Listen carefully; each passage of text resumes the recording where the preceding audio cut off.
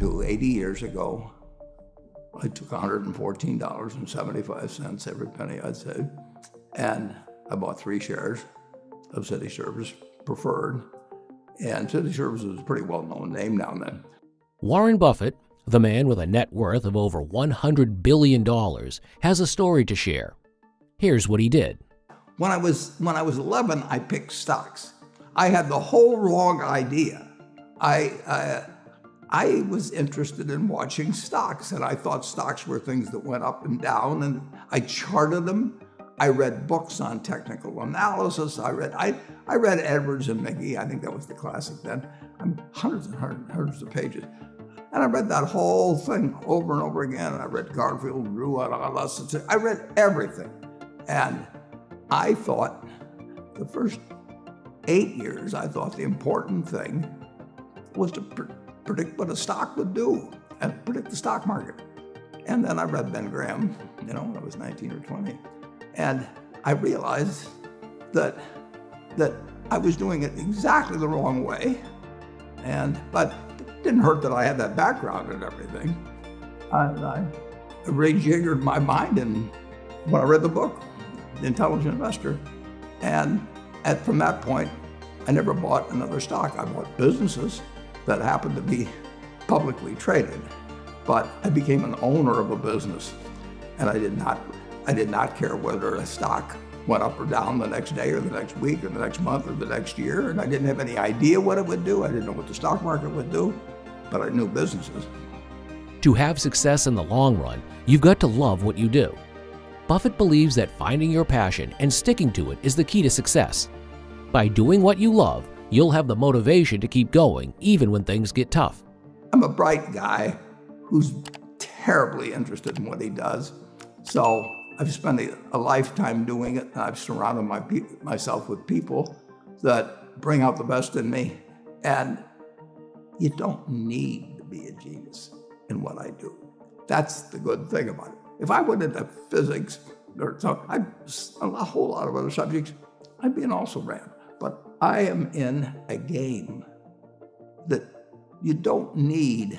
You probably need 120 points of IQ, but 170 doesn't do any better than 120. It may do worse, probably do worse, but you don't really need brains. You need the right orientation. 90% of the people, I'm pulling a figure out of the air, but 90% of the people that buy stocks don't think of them the right way. They think about something that they hope goes up next week. And they think about the market as something they hope goes up. And if it's down, they feel worse. I feel better. And I hope it goes down when I buy it because I'll buy more. I try to keep my competitive spirit in a game where I can win. I do know this. When I want to do something, I always want to do it big. I put my whole net worth in City Service Preferred, March 11th, 1942. I have never had less than 80% of my money in American business. You can call them stocks, but I see them as American business. Buffett's success speaks for itself. By investing in strong, stable businesses over the long term, he became one of the richest people in the world. I've owned a piece of American business for at least 80% at all times. And, I don't want to own anything else. I want to own a home and things my family wants and all that. But owning 5 homes doesn't mean anything to me because I can be happy in one home, and there's a certain amount of things that go wrong with everything. And if I got 2 homes, I know I've got more problems and I don't have more happiness. I would have to honestly say that what makes me happiest is what I'm doing. I enjoy 2 things about it. One, I know I'll win over time. That doesn't mean I'll beat everybody else or anything like that, but I'm in a game that's very, very, very easy if you have the right lessons in your mind about what you're buying. I'm not buying stocks. I'm buying pieces of overwhelmingly American business. And I'm happy when that's when I'm doing it. I'm happy when stocks are going down. I'm happier when stocks are going down because I can buy more of them with the same amount of money. I'd be happy if I was a farmer. I'd want farmland to go down so I could buy more acreage. if I was, it just makes sense. And I'll tell you the second thing I really like. I like being trusted by people. And, I would rather do what I do with partners than do it sitting in a room myself, even though I might make more money that way. I need to know that I think that Berkshire Hathaway is going to be worth more money someday down the road. Not tomorrow. I want it to go down if I'm buying something.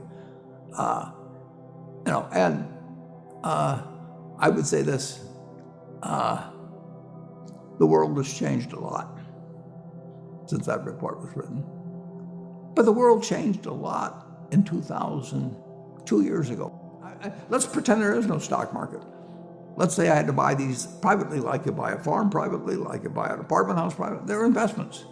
So you're looking to say, what can I do with money I've saved to put it away so I feel good about getting it back later under any circumstances, but not necessarily on a given moment. But if I have a farm, it's going to take me a while. But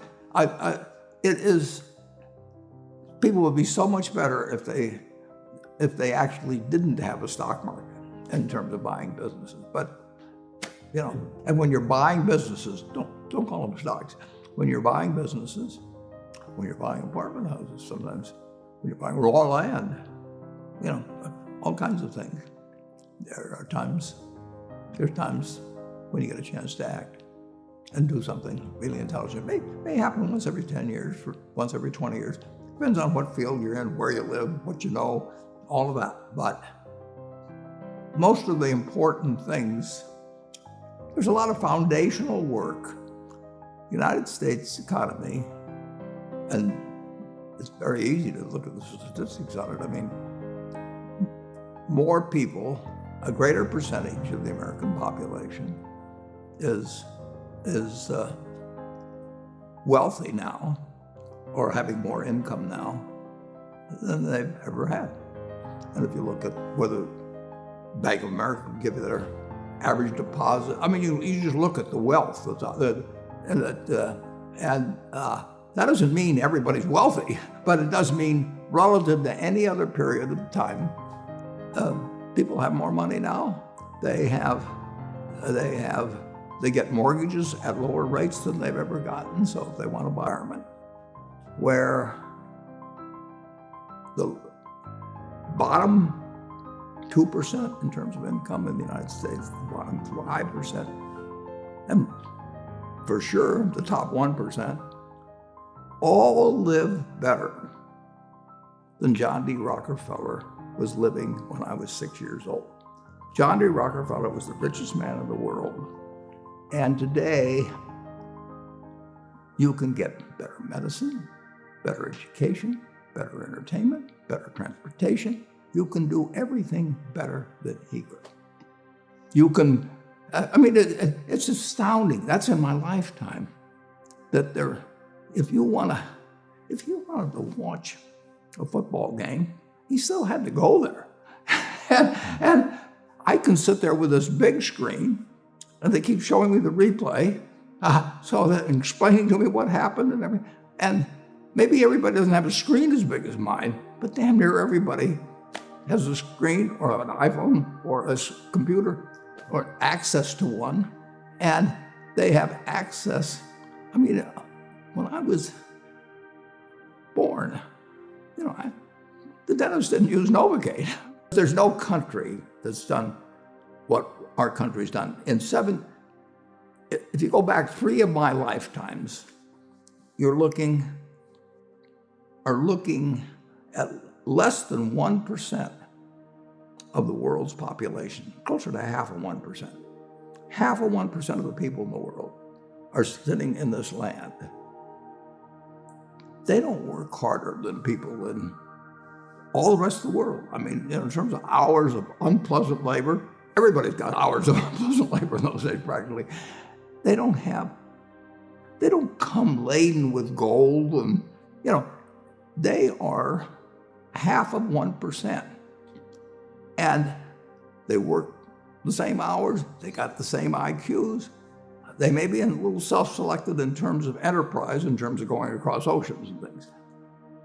And fast forward a couple of lifetimes, and they've got 20% plus of all the bounty in the world.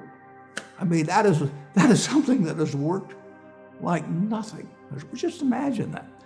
If you've gone to anybody, Constitutional Congress, in 1789, if you go to any one of the representatives there, and you said, I want to tell you what this place is going to look like, in 3 more of your lifetimes, your great-great-grandchildren, yeah, are going to be flying in the skies. They're going to be watching sports all over the world. They're going to be entertained. Their medicine. They'd have hauled you off to a lunatic society. When Thomas Edison did all the things he did, he made some money, but look what we benefit. I mean, we're using it. Yeah. It belongs to us, and it doesn't. If you take what an hour of labor delivered to you 100 years ago, and what an hour of labor delivers to you now for you and your family, it's unbelievable.